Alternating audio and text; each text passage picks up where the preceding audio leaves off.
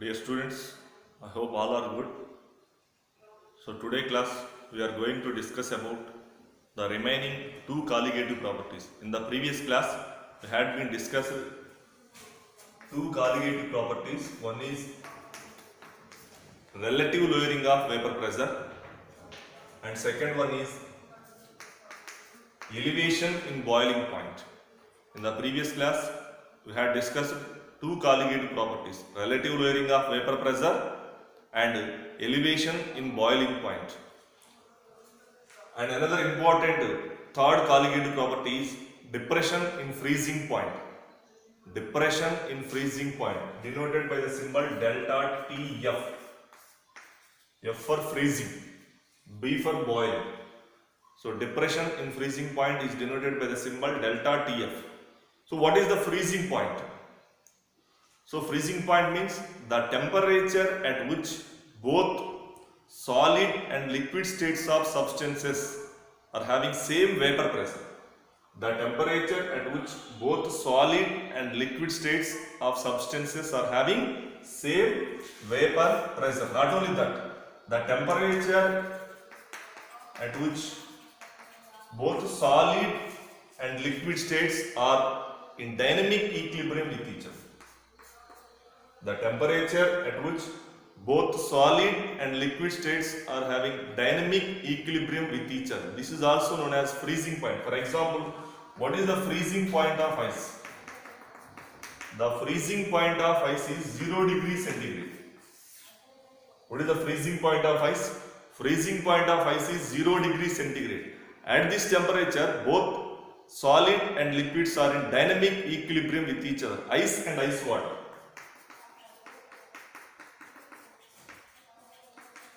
Both are in dynamic equilibrium with each other. So this is the meaning of freezing point. What is freezing point?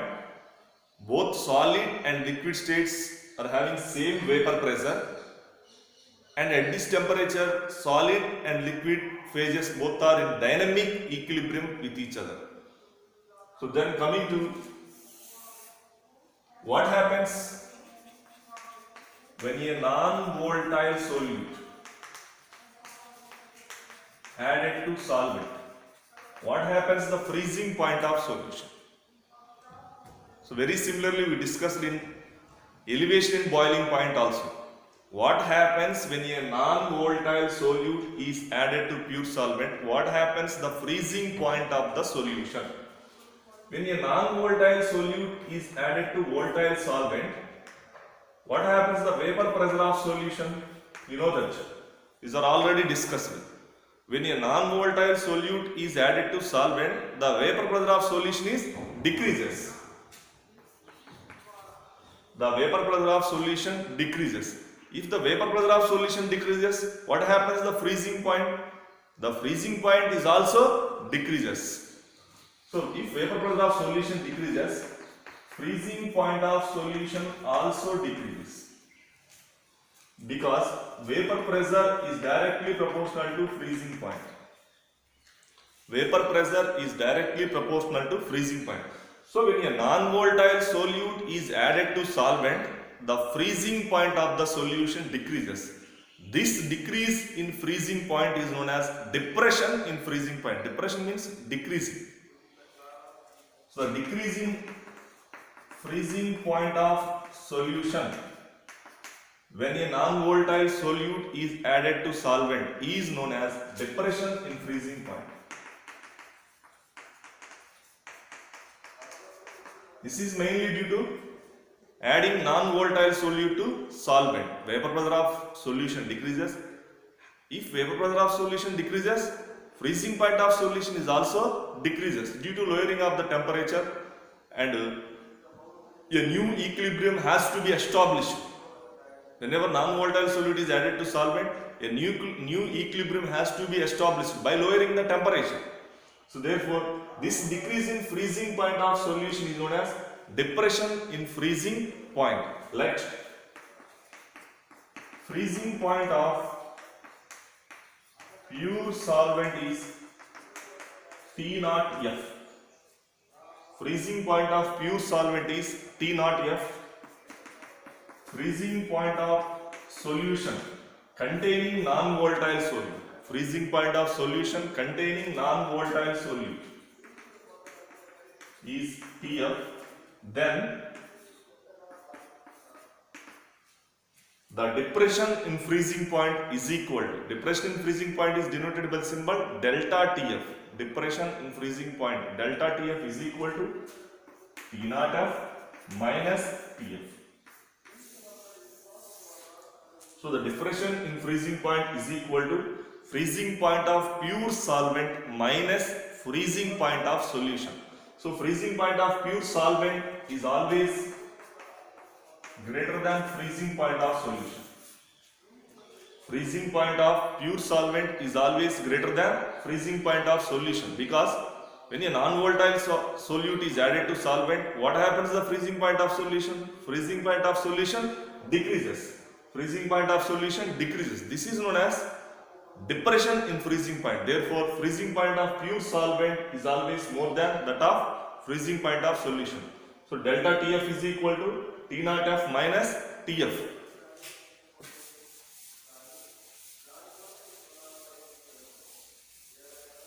So very similar to elevation in boiling point discussed. So the depression in freezing point is also directly proportional to molality. Very similar to elevation in boiling point. So depression in freezing point is also directly proportional to molality of the solution. So delta TF is directly proportional to M. Delta TF is equal to KF into M. Here KF is a proportionality constant.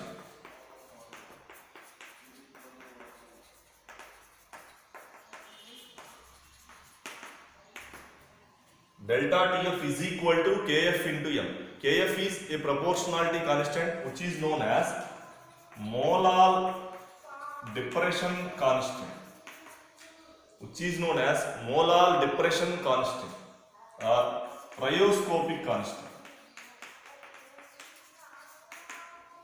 So KF is molar depression constant or cryoscopic constant. So how would you define KF? So what is the molar depression constant or cryoscopic constant? Delta TF is equal to KF into M. If molality is equal to 1, then delta TF is equal to KF. If molality is equal to 1, then delta TF is equal to KF. What is molality? Molality is number of moles of solute by weight of solvent in kg.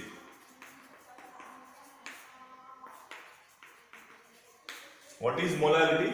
Number of moles of solute by weight of solvent in kg. If molality is 1 means both numerator and denominator are 1. Molality is 1 means both numerator and denominator 1 by 1 is 1. So if M is equal to 1, then KF is equal to delta TF. So what is the definition of molar depression constant or cryoscopic constant? It is equal to depression in freezing point produced. It is equal to depression in freezing point produced. When it is equal to depression in freezing point, if molality is equal to 1. When it is equal to depression in freezing point, molality is equal, that is 1 mole of solute is dissolved in 1 kg weight of solvent. 1 mole of solute is dissolved in 1 kg of solvent.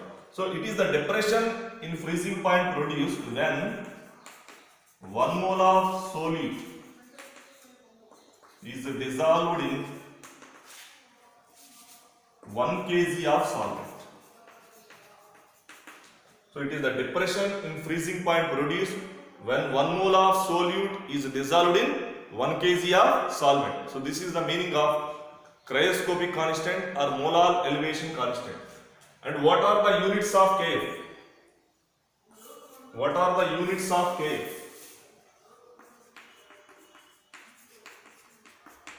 So delta TF is equal to KF into M. KF is equal to delta TF by M. This is also already, it is very similar to elevation in boiling point unit. So unit of temperature is Kelvin.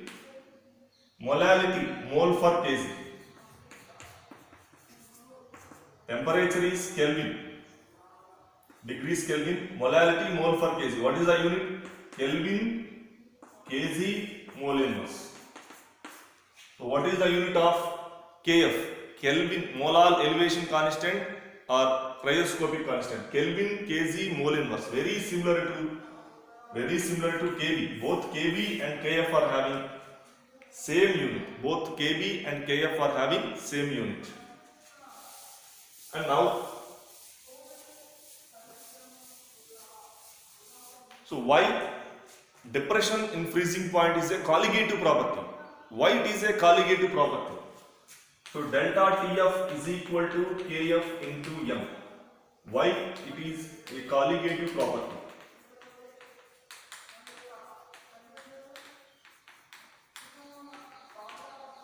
Why depression in freezing point is a colligative property?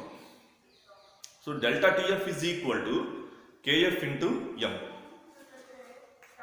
You know that what is molality? Molality is equal to number of moles of solute by weight of solvent in kg. What is molality? Number of moles of solute by weight of solvent in kg. So substitute into this expression. That implies delta Tf is equal to Kf into.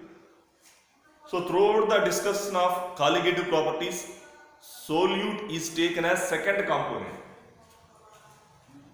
Solvent as first component, solute is taken as second component. Throughout the discussion, solvent is taken as first component, solute is taken as second component. So therefore delta Tf is equal to Kf into molality. Number of moles of solute is N2.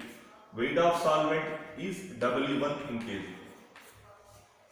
So solvent is first component, solute is second component. What is the meaning of colligative property? Colligative properties are, these are the properties of dilute solutions which depends on number of solute particles only.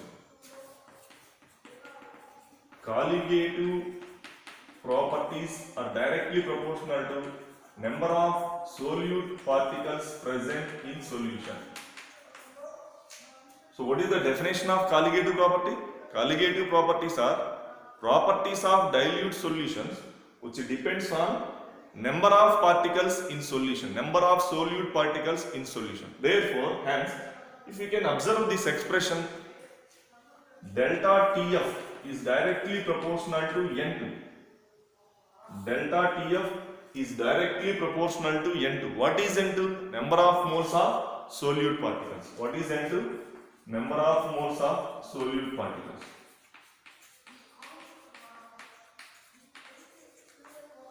So delta Tf is directly proportional to N2.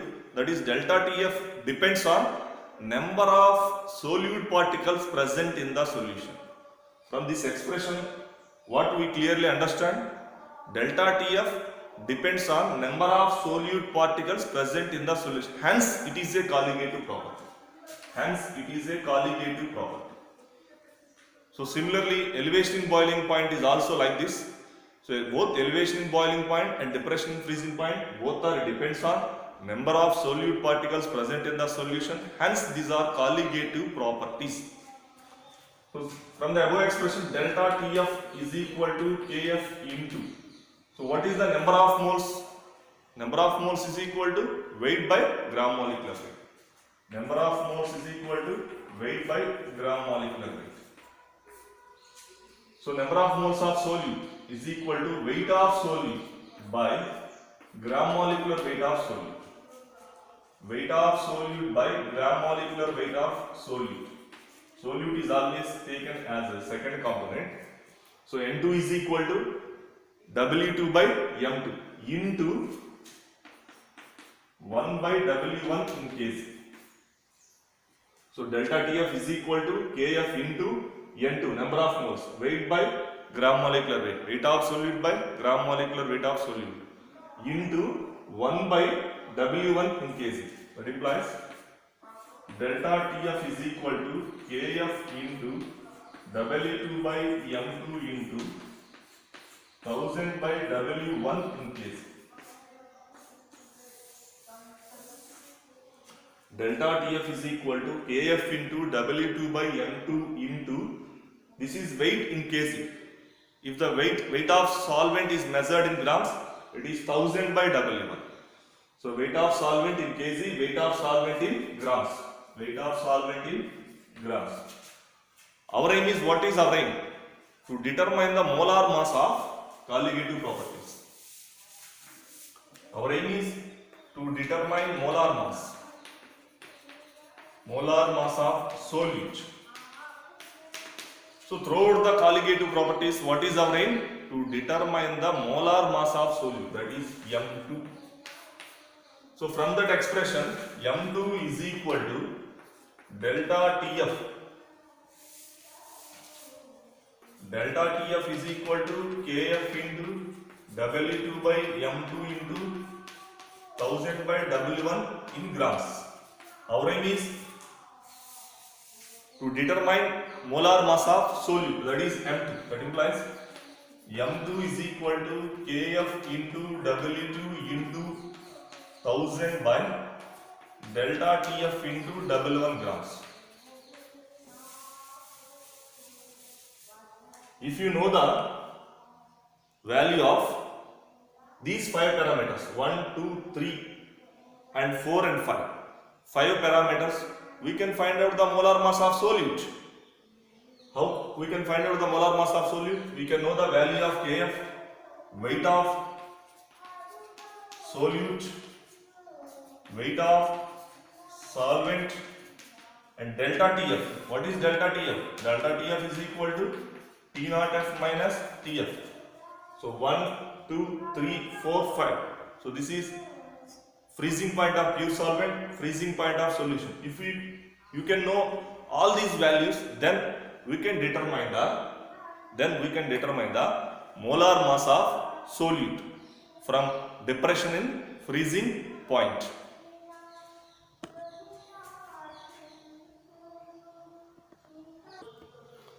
So the fourth colligative property. So far we had discussed 3 colligative properties: relative lowering of vapor pressure, elevation in boiling point, and depression in freezing point. Now we are going to discuss about one more important colligative property: osmosis and osmotic pressure.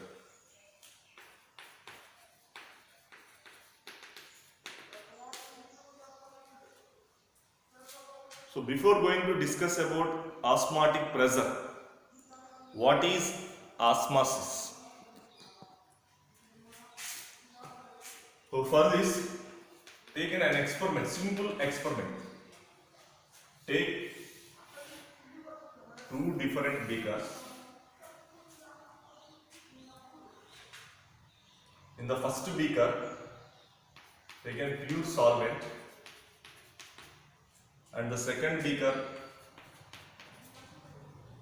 in the first beaker take pure solvent, in the second beaker take a solution. So take 2 beakers.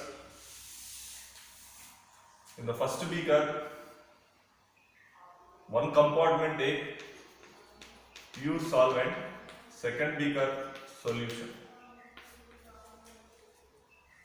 So both are separated by a semi-permeable membrane.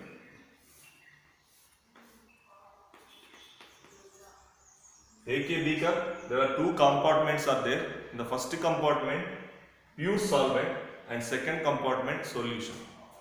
For example, here water only. In this solution, water plus any solute. So this is solution and it is the pure solvent, water only. And both are separated by a semi-permeable membrane. Semi-permeable membrane. So what is a semi-permeable membrane?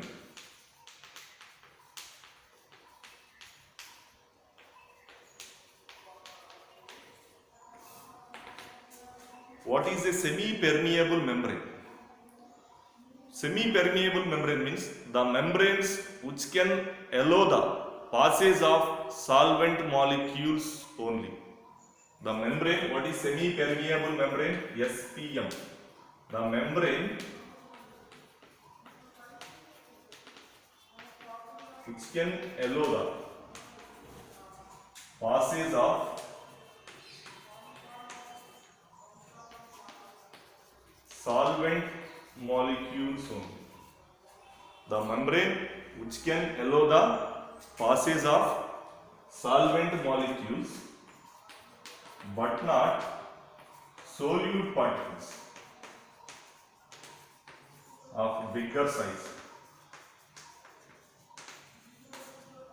are known as semi-permeable membranes. Semi-permeable membrane means the membranes which can allow the passage of solvent molecules, which can allow the passage of solvent molecules like water molecules. Water molecules can easily flow through the semi-permeable membrane, which can allow the passage of solvent molecules but not solute particles. But not solute particles like Na plus ions, Cl minus ions, K plus ions, urea particles, sugar particles, but not solute particles. Allow only solvent molecules. Those are known as semi-permeable membrane. How they can allow the solvent molecules means these semi-permeable membranes are having microscopic pores. How they can allow solvent particles? These are having microscopic pores or holes. So these semi-permeable membranes are having microscopic pores or holes. These are not visible with our naked eye, even though they cannot visible with even microscopic also. So these are having microscopic pores or holes. Through that, the solvent molecules can flow through the semi-permeable membrane. But these are impermeable to solute particles because of bigger size. The particle size is bigger than pore size. What happens? Here, the semi-permeable membranes has small microscopic pores. From these small microscopic pores, water molecules are easily flows through the semi-permeable membrane. But solute particles cannot enter into these pores because the pore size is less than the particle size. So therefore, the solute particles cannot enter into the semi-permeable membrane. The pore size is less than the particle size. It means that particle size greater than pore size. If the particle size is greater than pore size, those particles cannot enter into those microscopic pores or microscopic holes. And semi-permeable membranes are of two origins: natural origin, natural semi-permeable membranes, and synthetic semi-permeable membranes. Synthetic semi-permeable membranes. So natural semi-permeable membranes and synthetic semi-permeable membranes. Natural semi-permeable membranes means the origin is natural origin, that is animal membranes. Animal membranes. You know that cell wall of plants. So BPC students are well known that cell wall of plants. Animal membranes and cell wall of plants are natural semi-permeable membranes, and animal membranes are pig's bladder. So pig's bladder is an animal membrane. So outer skin of sheep can also act as a semi-permeable membrane. Outer skin of sheep also acts as a semi-permeable membrane. Pig's bladder is a semi-permeable membrane, and cellulose acetate is a synthetic semi-permeable membrane.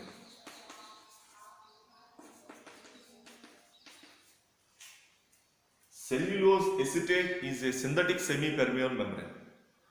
And natural semi-permeable membranes are animal or plant origin. So animal membranes and cell wall of plants are natural semi-permeable membranes. One of the important is pig's bladder and parchment bag.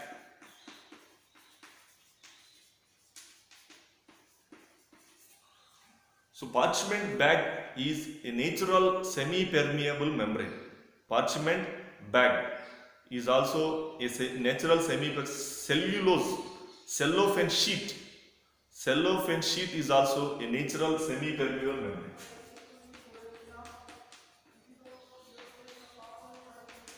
Cellophane sheet is also a natural semi-permeable membrane. Natural means they have either plant or animal origin. So any type of semi-permeable membrane, these are having microscopic pores or holes. These are having microscopic pores or holes. They can allow the passage of only solvent molecules. They can allow the passage of only solvent particles, but not allow the passage of solute particles of bigger size. Bigger size means if particle size is greater than pore size, those solute particles does not enter into pores of the semi-permeable membrane. So one more synthetic semi-permeable membrane is copper ferrocyanide. Copper ferrocyanide is also synthetic semi-permeable membrane. So then, coming to experiment. So in the first vessel, there are two compartments are there. In the first compartment, we had taken pure solvent. Second compartment, solution. Both are separated by semi-permeable membrane. Initially, concentration of this one is 1 molar. Concentration of this is 2 molar. So due to the solute particles, it is a solution. It is having more, for example, sodium chloride is dissolved in water. This is pure water. So it has low concentration, 1 molar, low concentration, high concentration, 2 molar, high concentration. After some time, what happens? For example, after 1 day or 1 hour. After 24 hours, what happens? So this is semi-permeable membrane. This is pure solvent, solution. So this is the pure solvent chamber, solution chamber. After one day, what happens? Or after some time, what happens? So the solvent particles can enter into solution via semi-permeable membrane. Semi-permeable membrane means which can allow the solvent particles only. So these solvent particles can go into solution via semi-permeable membrane. What happens? Then what happens? The solution concentration decreases. What happens? Whenever the solvent particles are goes into solution, what happens? The solution concentration decreases. That is, dilution occurs. So dilution occurs. Solvent molecules are goes into solution, decreasing the concentration of solution, which means the dilution occurs. So after some time, both are having same concentration. So due to dilution, the solution concentration decreases and it is also 1 molar. So both solvent and solution. This is pure solvent and it is solution. Due to dilution, its concentration is decreases. Water molecules are goes and decreasing the concentration of solution. So after some time, what happens? Both are having same concentration. So this is known as osmosis. After some time, what happens? Both solute and solvent, both pure solvent and solution has reached a constant value. Both are having same concentration. After the same concentration, there is no flow of solvent molecules. After the same concentration, there is no flow of solvent molecules. So up to this stage, osmosis occurs. Before that, what is the osmosis?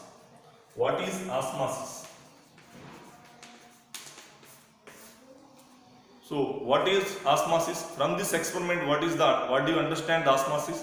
Osmosis is the process of flow of solvent molecules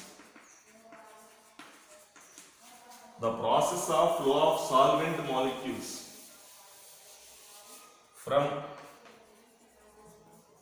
low concentration to high concentration through semi-permeable membrane is known as osmosis. So what is osmosis? The process of flow of solvent molecules from low concentration to high concentration through semi-permeable membrane is known as osmosis. This is low concentration and this is high concentration.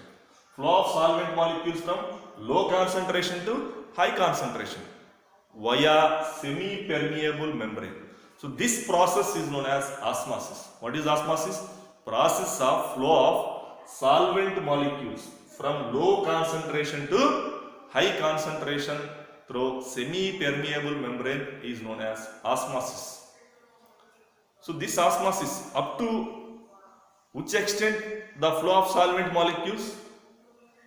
If concentration of both compartments are equal, then the process of osmosis stops, ceases. The process of osmosis ceases. When it ceases, both having say equal concentrations, there is no osmosis. Both having equal concentrations, there is no osmosis. In daily life also you can observe some osmosis processes. For example, if egg is placed in pure water, the same egg is placed in salt water. In both the cases, you can observe the osmosis. In both the cases, you can observe the osmosis. If egg, you can remove the outer shell of egg. You can first of all, you can remove the outer shell of egg by dissolving dilute HCl and place that egg in pure water. Remove outer shell and place that egg in pure water. So if egg is placed in pure water, egg has more fluid concentration. Water is low concentration. If egg is placed in pure water, egg has more fluid concentration, water has low concentration. Then what happens? The outer skin of egg is a semi-permeable membrane. Outer skin of egg is a semi-permeable membrane. Therefore, then what happens? Osmosis process occurs. That is flow of solvent from low concentration to high concentration. Flow of solvent from low concentration to high concentration. So then osmosis process occurs. That is flow of solvent from water to egg. If egg is placed in salt water, what happens? Egg has less concentration of fluid. Salt water has more concentration of fluid. Egg has less concentration of fluids. Salt water has more concentration. Then what happens? Flow of solvent from egg to more concentration, that is salt water, less. Flow of solvent is always from low concentration to high concentration. Here flow of solvent molecules from egg to salt water. So this is the simple example of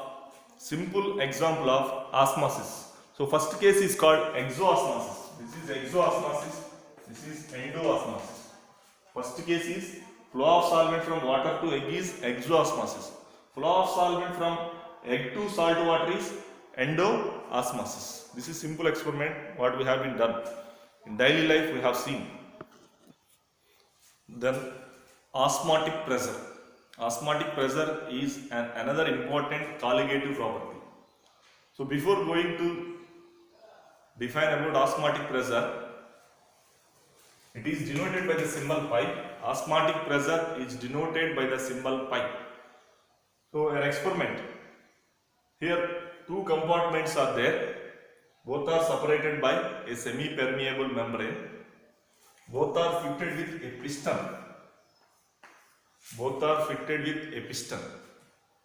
So P atmosphere pressure. Applying, for example, P atmosphere pressure. Apply. In the first compartment, solution. In the second compartment, pure solvent. You know that. So this is low concentration. This is high concentration. Therefore, osmosis occurs. So pure solvent is low concentration, solution is high concentration. Semi-permeable membrane. Through this semi-permeable membrane, the solvent molecules enters into solution. Through this semi-permeable membrane, the solvent molecules enter into solution. If the solvent molecules enters into solution, then what happens? These, due to increase in the volume, they can lift the piston. Due to increase in volume, they can lift the piston.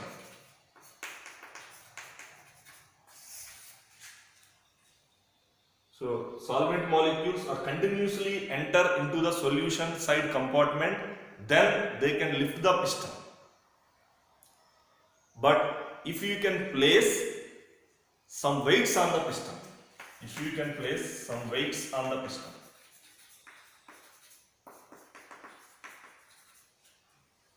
place some weights, W1, W2, W3.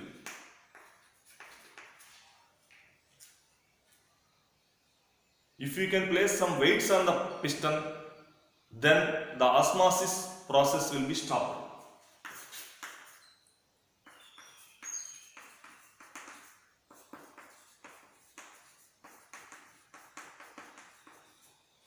When it will be stopped? Up to there is no enter of solvent molecules into solution. You can place the weights and applying pressure on solution side. If you place the weights means, if you can place weights on piston means applying pressure.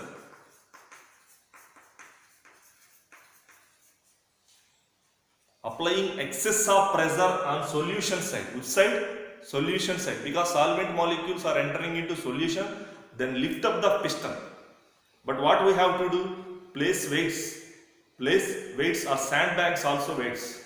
So place some weights on the solution side.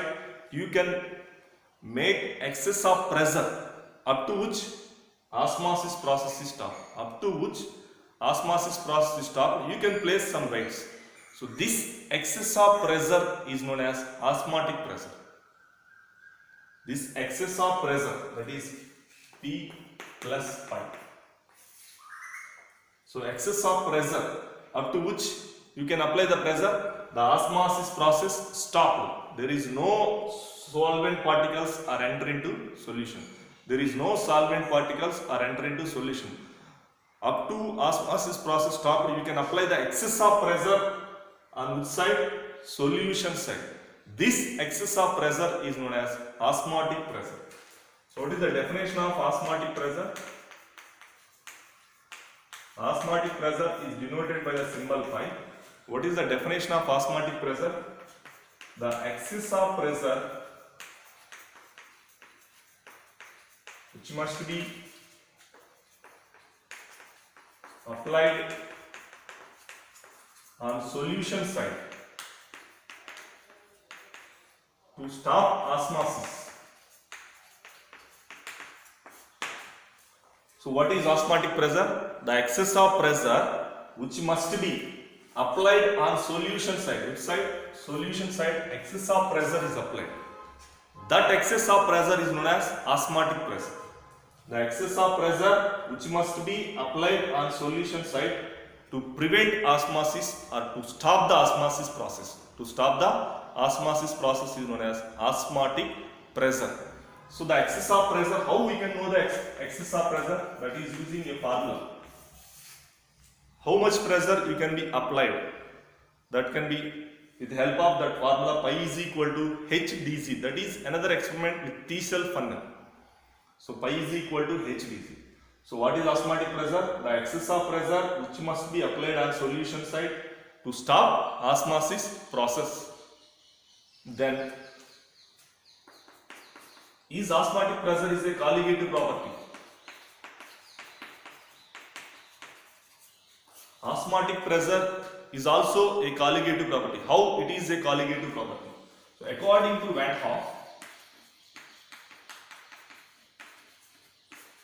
Hoff, made some experiments on dilute solutions. So according to Van Hoff, very similar to ideal gas equation. very similar to ideal gas equation, that is according to Charles law, V proportional to 1 by P, Charles law. Sorry, according to Boyle's law, V is inversely proportional to pressure. According to Charles law, V is proportional to P. According to Avogadro's law, V is proportional to N. Very similarly, according to Van 't Hoff, pi osmotic pressure is inversely proportional to T. Osmotic pressure is directly proportional to temperature. Osmotic pressure is directly proportional to N. This is Van 't Hoff Boyle's law, Van 't Hoff Charles law, Van 't Hoff Avogadro's law. So that implies pi is proportional to Nt by P. Pi is proportional to Nt by P, or pi is equal to, if you can remove this, is what is Boyle's law? PV is equal to nRT. PV is equal to nRT is the Boyle's law. Very similarly, it is pi V is equal to nR. Very similarly, in case of simple pressure, you have to write osmotic pressure. In case of simple pressure, you have to write osmotic pressure. So pi V is equal to nR. So that implies pi is equal to nRT by V. Here n is N2. N2 is number of moles of solute.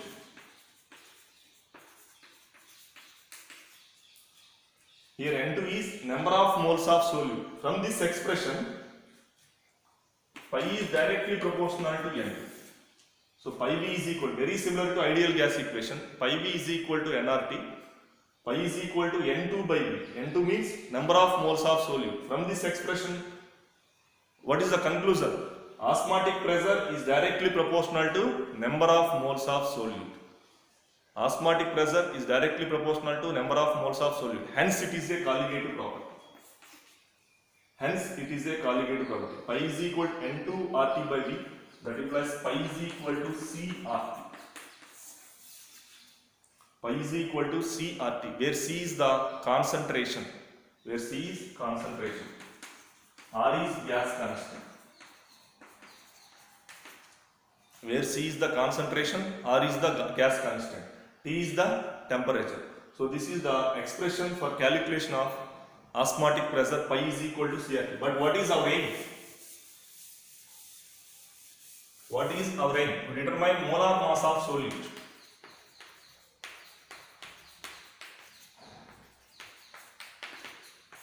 From starting onwards, what is our aim in colligative properties? To determine molar mass of solute. So pi is equal to N2 by V into RT. Number of moles of solute means weight of solute by molecular weight of solute, W2 by M2 into RT by V. That implies M2 is equal to W2 into R into T by pi. If you can know the weight of solute, gas constant value, temperature and osmotic pressure, then we have to find out the molar mass of solute. If you know these four parameters, weight of solute, gas constant, temperature and osmotic pressure, then we will find out the molar mass of solute. And the very important application of osmotic pressure is, so by using osmotic pressure, we can determine molar mass of biomolecules. The important application of osmotic pressure method is, we can determine the molar mass of biomolecules, macromolecules also. Biomolecules, you can determine the molar mass of proteins, DNA, RNA, like that. We can determine the molar mass of biomolecules and macromolecules. The molar mass of biomolecules and macromolecules have been determined osmotic pressure method. What is the main important expression? Pi is equal to N2 by V into RT.